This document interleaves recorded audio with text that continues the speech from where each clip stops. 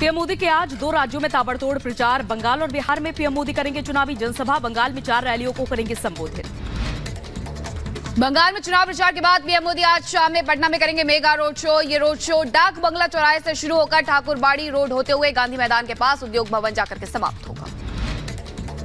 गृह मंत्री अमित शाह का आज यूपी में तूफानी चुनावी प्रचार। यूपी के 3 जिलों में हुंकार भरेंगे अमित शाह। प्रतापगढ़, रायबरेली और गोंडा में बीजेपी प्रत्याशियों के समर्थन में वोटों की अपील करेंगे। तिहाड़ जेल से बाहर आते ही एक्शन में सीएम केजरीवाल। आज सभी विधायकों की बुलाई है बैठक। केजरीवाल के आवास पर जुटेंगे विधायक। पीएम मोदी के नामांकन से पहले वाराणसी के दशवास में घाट पर बीजेपी का मेगा रोड शो। 1000 ड्रोन से लेकर लेजर शो के जरिए 10 साल की उपलब्धि दिखाई और इस दौरान गृह मंत्री अमित शाह और सीएम योगी आदित्यनाथ भी मौजूद रहे। राम मंदिर के शुद्धिकरण वाले बयान पर पीएम मोदी का हमला। बोले राष्ट्रपति के मंदिर में प्रार्थना करने पर शुद्धिकरण की कर रहे हैं बात। राष्ट्रपति और प्रभु राम का किया अपमान। झारखंड के चतरा से पीएम मोदी का कांग्रेस पर कड़ा प्रहार। कहा मुस्लिमों को आरक्षण देकर ओबीसी का हक छीनना चाहती है कांग्रेस। चुनाव में शहजादे की पार्टी को उम्र से भी कम सीटें आएंगी। केजरीवाल के आरोपों पर बीजेपी का बड़ा हमला। कहा केजरीवाल के साथियों ने भी छोड़ा उनका साथ। केजरीवाल की राजनीति देश के लिए घातक। अरविंद केजरीवाल के बयानों पर पूर्व मुख्यमंत्री शिवराज सिंह चौहान ने बोला हमला। कहा अरविंद केजरीवाल जेल में जाकर अपना मानसिक संतुलन खो बैठे हैं। देश के लोग पीएम मोदी को श्रद्धा और भक्ति के भाव से देखते हैं।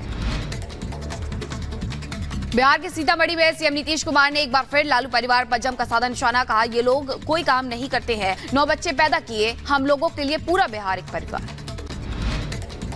जम्मू कश्मीर में एनआईए की ताबड़तोड़ छापेमारी। किश्तवाड़, रामबन समेत कई जिलों में एक साथ रेड। आतंकी कनेक्शन मामले में एनआईए कर रही है जांच।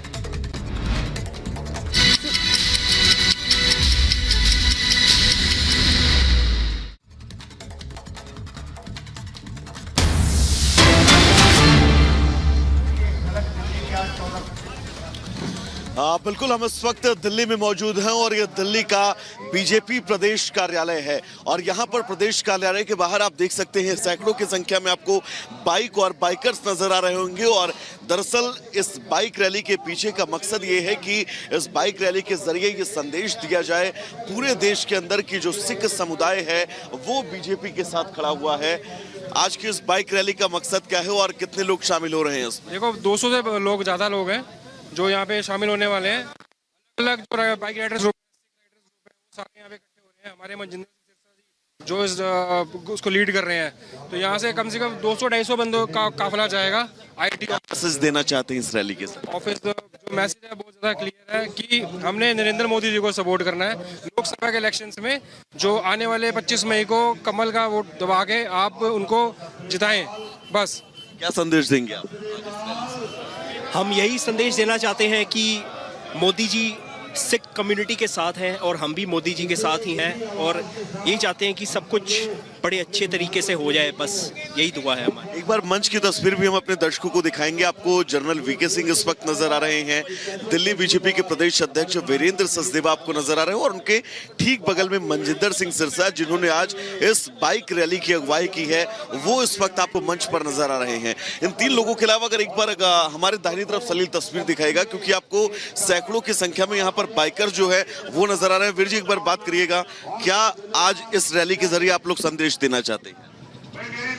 इस रैली के लिए हम ये संदेश देना चाहते हैं कि मोदी सरकार 400 पार, इस बार 400 सीटें आप देखना, 400 पार सीटें जरूर आएंगी। दिल्ली के अंदर क्या स्थिति रहने वाली है? दिल्ली में 7 सीटें हैं, 7 की 7 बीजेपी जीतने वाली है। केजरीवाल जो जेल से बाहर आए हैं और दोबारा जेल के अंदर जाने वाले हैं। सर क्या कहना चाहेंगे, क्या मैसेज देना चाहेंगे आज इस रैली के? सेम जो मेरे भाई ने बताया, अब की बार 400 पार, जिसके समर्थन के लिए हम यहाँ पे खड़े हुए हैं। हमारे आइडल जो हमारे सिरसा जी हैं, जिनकी वजह से हम सारे यहाँ पे। दिल्ली में 7 सीटें हैं, केजरीवाल जी जेल से बाहर आ गए हैं, पूरी कोशिश में लगे हैं कि 7 सीटों में से ज्यादा सीटें जीती जाए। बट मुश्किल लग रहा है उनका बहुत कि वो 7 सीटों में से कुछ भी लेके जाएंगे। इस बारी पूरी उम्मीद है 7 की 7 सीटें इनकी आएंगी, बीजेपी की आएंगी। पर अपने विजय सलील से कहूंगा थोड़ा सा पीछे आए और भी तमाम यहाँ पर जो है वो बाइकर्स आपको नजर आ रहे होंगे, हाथे में बीजेपी का झंडा जो है वो लहराते हुए नजर आ रहे हैं और इन लोगों का संदेश यही है कि वो सिख समुदाय के लोग बढ़ चढ़कर इस बार बीजेपी के साथ हैं। सर क्या मैसेज देना चाहेंगे आज की इस रैली के जरिए? इस बार मोदी 400 पार होगा। मोदी सरकार, अब की बार मोदी सरकार। वीर जी, क्या मैसेज देना चाहेंगे इस रैली के जरिए? बीजेपी 400 पार का मिशन लेकर चल रही है, मैसेज आप लोग इस रैली के जरिए क्या देंगे? फिर एक बार मोदी सरकार। फिर एक बार मोदी सरकार, आप भी यही कहेंगे? मोदी सरकार, मोदी सरकार। वीर जी, क्या मूड है इस बार चुनाव को लेकर और सिख समुदाय का रुख क्या रहने वाला है? मोदी जी को सपोर्ट करेंगे, वो मोदी जी को सपोर्ट करेंगे हम, और उसी के लिए हम आज यहाँ इकट्ठे हुए हैं सब। तो आप देखिएगा यहाँ पर अब जो ये बाइक रैली है, उस बाइक रैली को यहाँ पर ग्रीन सिग्नल दिया जा रहा है, यानी कि इस बाइक रैली को झंडा दिखाया जा रहा है, जिसके बाद ये बाइक रैली इस प्रदेश कार्यालय से आगे निकलकर सीधा दिल्ली के मुख्यालय तक जाएगी। एक एक तस्वीर इस बाइक रैली की हम आपको दिखाते रहेंगे। फिलहाल एक बहुत छोटे से ब्रेक के लिए रुक रहे हैं, कहीं जाइएगा नहीं, जल्द वापस लौटेंगे। मोदी जी, पूछता है Bharat, nation wants to know, आप इतने रिलैक्स्ड कैसे? अगर टीवी पर लोग मुझे न देखते हैं और आज जिस रूप में आप मुझे देखते हैं, तो मानते ही नहीं कि मैं मेहनत कर रहा हूँ। और आजकल कुछ लोग बोल भी देते हैं। बीजेपी लगातार कांग्रेस पर हमलावर है। बीजेपी नेता कांग्रेस की विचारधारा से लेकर कांग्रेस की नीयत पर सवाल उठा रही है। असम के मुख्यमंत्री हिमंता बिस्वा शर्मा ने भी कांग्रेस को आड़े हाथ लेते हुए निशाना साधा।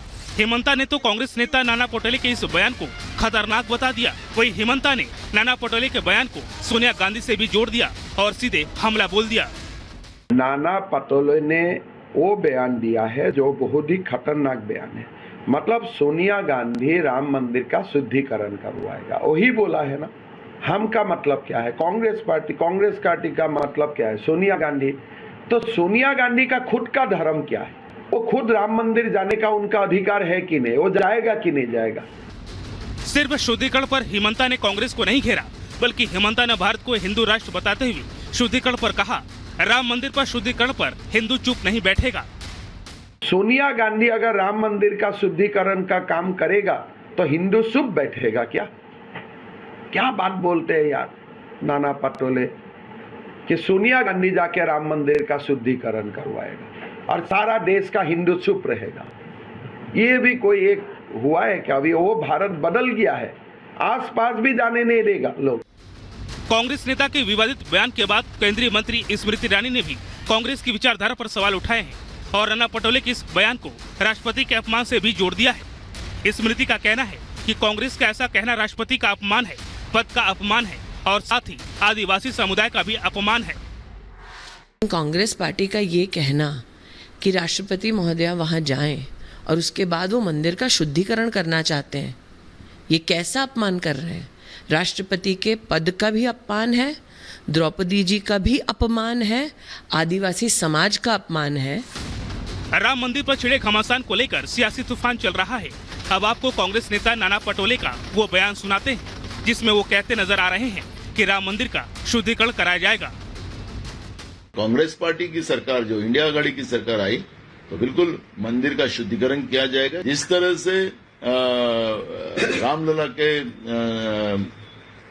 प्राण प्रतिष्ठा की है, वो हमारे देश के हमारे शंकराचार्य ने भी उनका विरोध किया है। कांग्रेस नेता के इस बयान ने सियासी तूफान ला दिया है और कांग्रेस एक बार फिर से सवालों के घेरे में है, क्योंकि न सिर्फ बीजेपी बल्कि संत समाज भी कांग्रेस नेता के इस बयान से नाराज है। पटोले के बयान पर स्वामी दीपांकर कहते हैं, महाराष्ट्र कांग्रेस अध्यक्ष ने राम मंदिर के बारे में जो कहा उससे मैं बहुत आश्चर्यचकित हूँ और राम राज्य में ऐसे विचारों के लिए कोई जगह नहीं है। मैं समझ नहीं पा रहा हूँ कि शुद्धिकरण की वार्ता कर रहे हैं। समझता हूँ कि राज चला गया, राजशाही नहीं गई। किस सामंती सोच को लेकर चल रहे हैं, यह आश्चर्यचकित करने जैसा।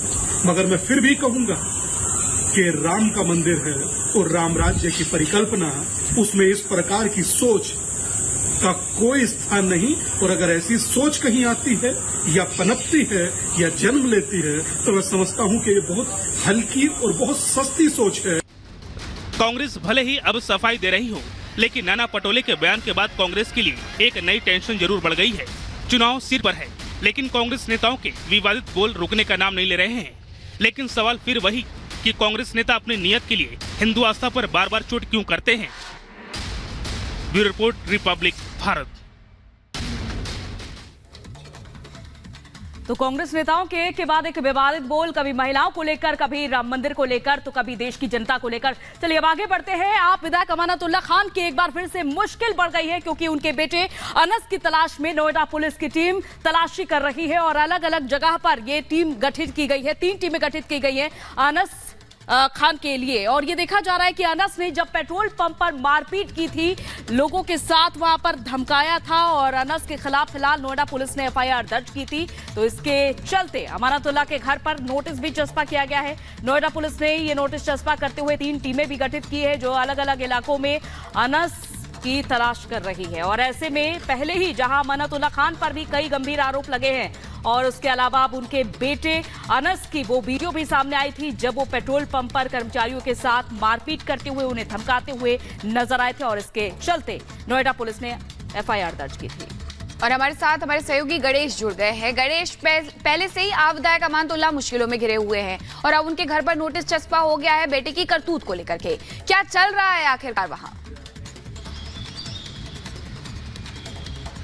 देखिए, मैं यूँ कहूँ कि आम आदमी पार्टी के जो विधायक का हुकला से अमानतुल्लाह खान की मुश्किलें कब पहले होने के नाम नहीं ले रही थी। अब नया जो ताज़ा मामला देखने को मिला है, उनके बेटे अनस पेट्रोल भराने जाते हैं और वहाँ पर कहा सुनी होती है। उसके बाद जिस तरीके से जो प्रकरण होता है, उसके बाद उस मामले को लेकर पुलिस केस दर्ज होता है और जिस तरीके से वहाँ उनके विधायक जो पिता हैं वो ही पहुँचते हैं, उसके बाद कहा सुनी और बढ़ती है और इस पूरे मामले को लेकर पुलिस के द्वारा केस दर्ज किया जाता है। बीते मंगलवार की ये पूरी तरीके से घटना है। अब पुलिस तफ्तीश कर रही है, इन दोनों को तलाश कर रही है। उनके घर पे नोटिस भी चस्पा कर दिया गया है, घर पे नहीं मिल रहे हैं। इसको लेकर नोएडा पुलिस के द्वारा 3 टीमें गठित की गई है, इन्हें खोजबीन की जा रही है और जो उनका फोन है बताया जा रहा है वो भी स्विच ऑफ बताया जा रहा है। साथ ही जहां जहां सभाएं हो रही है आम आदमी पार्टी की, वहां पर एक तरीके से यूं कहे कि अमानतुल्लाह की तलाश है कि अमानतुल्लाह है कहाँ और मिल सके, जिसके बाद इस पूरी घटना को लेकर उनसे तफ्तीश की जा सके कि क्या बात है, किस वजह से इस तरीके से आपा खो बैठे और इस तरीके से पेट्रोल पहले भराने की बात हुई और उसके पूरी जो पेट्रोल कर्मी थे उनसे इस तरीके से कहासुनी होने लगी और फिर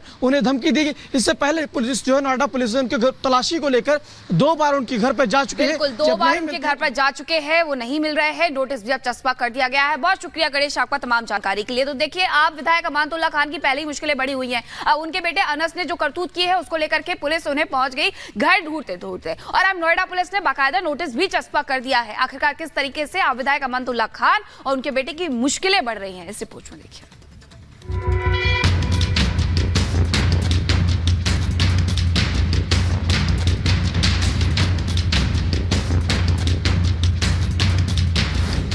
दिल्ली टू नोएडा, आफत में अमानतुल्लाह। पेट्रोल पंप पर मारपीट, सीसीटीवी में लाइव सबूत। आप नेता अमानतुल्लाह खान की मुश्किलें कम होने का नाम नहीं ले रही हैं। अमानतुल्लाह खान और उनके बेटे अनस की तलाश में नोएडा पुलिस एक्शन मोड में है और इसी कड़ी में आज नोएडा पुलिस अमानतुल्लाह के बेटे को ढूंढते हुए उनके घर पहुंच गई, लेकिन वहां भी पुलिस को कोई नहीं मिला। नोएडा पुलिस ने मामले में 3 टीमों को गठन किया है, जो लगातार अमानतुल्लाह और उनके बेटे की तलाश कर रही है। आप विधायक और उनके बेटे के खिलाफ नोएडा के सेक्टर फेज 1 थाना में झगड़ा, मारपीट और धमकाने समेत दूसरी धाराओं में केस दर्ज किया गया है। आपको बता दें कि पेट्रोल पंप पर हुई मारपीट की घटना में शामिल विधायक के बेटे अनस और बाद में पेट्रोल पंप के लोगों को धमकाने के आरोप में अमानतुल्लाह के खिलाफ पुलिस ने एफआईआर दर्ज किया है। आरोप तो ये भी है कि मौजूद पेट्रोल पंप कर्मियों ने उसे रोका तो उसने भी मारपीट शुरू कर दी। विधायक के बेटे की हरकत सीसीटीवी में भी कैद है। वीडियो में नजर आ रहा एक शख्स कार की डिग्गी से कुछ निकालता है और फिर पेट्रोल पंप कर्मचारियों को मारने के लिए दौड़ता है। घटना नोएडा के सेक्टर 95 पेट्रोल पंप पर मारपीट की है, जिसमें नोएडा पुलिस दोनों लोगों की तलाश कर रही है। तो वहीं पुलिस चुनावी सभाओं में भी अमानतुल्लाह के पहुंचने का भी इंतजार कर रही है। हालांकि पुलिस तेजी से अमानतुल्लाह खान और उनके बेटे को ढूंढ रही है। ये तो तय है कि अब